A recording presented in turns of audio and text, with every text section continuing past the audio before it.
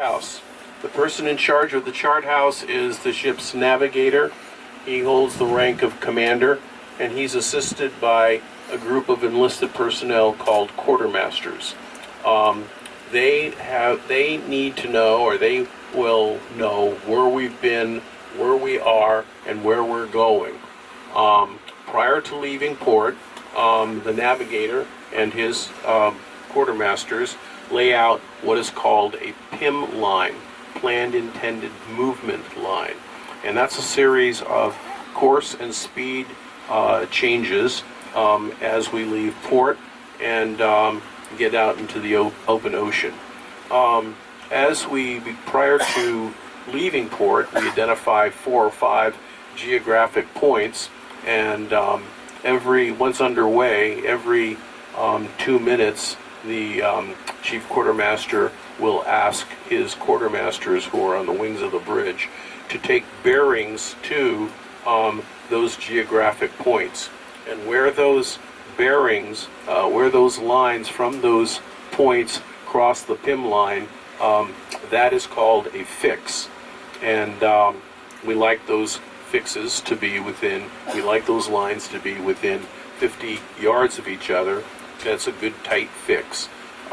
If we have fog where we're not able to see our geographic points, we call down to Combat Information Center. Combat Information Center can see those same points on their radar repeaters, and they can give the quartermasters the distances to those locations.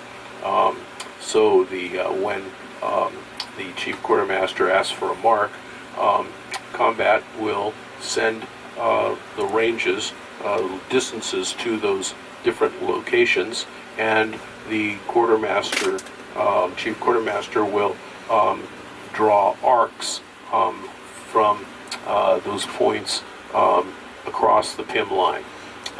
Where the arcs cross, that's again a fix, and then a nice tight, within 50-yard type fix.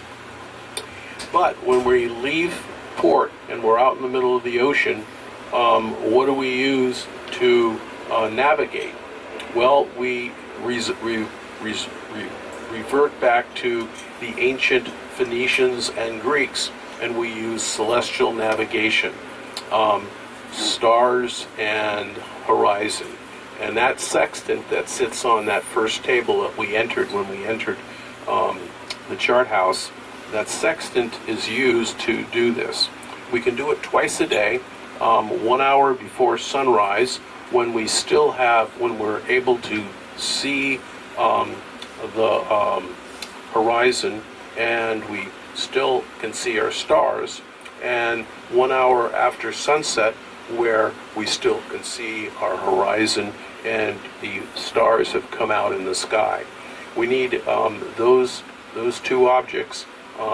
We pick out about 6 or 7 stars. We go out on the wings of the bridge and we take angles from the horizon up to each of those celestial bodies. After we get those angles and we gather that data, we'll come back into the chart house, and using our nautical almanac, we'll apply the data we've just received from our angles, and we will be able to get a fix using those materials. Now, when you're in the middle of the ocean, a fix that's within 2 to 4 miles is good enough, and that's a good fix. Now, in between fixes, we apply a method of movement called dead reckoning. We know our course, we know our speed, and from the last fix we had, we plot ourselves along the PIM line on our chart.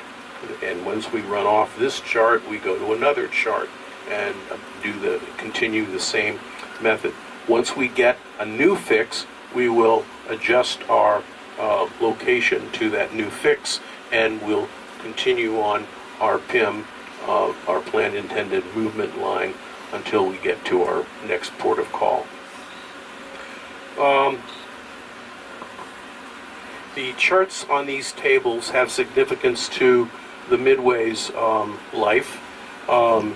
In 1990, the Midway's home port was changed from Alameda, California to Yokosuka, Japan. And this is the chart of Yokosuka, Japan. Midway was the very first U.S. aircraft carrier to have a overseas home port. And after, when the Midway was ready to retire, she was replaced by another aircraft carrier. And ever since then, we've always had an aircraft carrier home ported in Yokosuka. Right now, it's the Ronald Reagan. The chart on the table that is under the sextant is the port of Subic Bay, Philippines. During the Vietnam conflict, we would go to Subic Bay we're ready for the next group. frequently for rest and relaxation and minor repairs.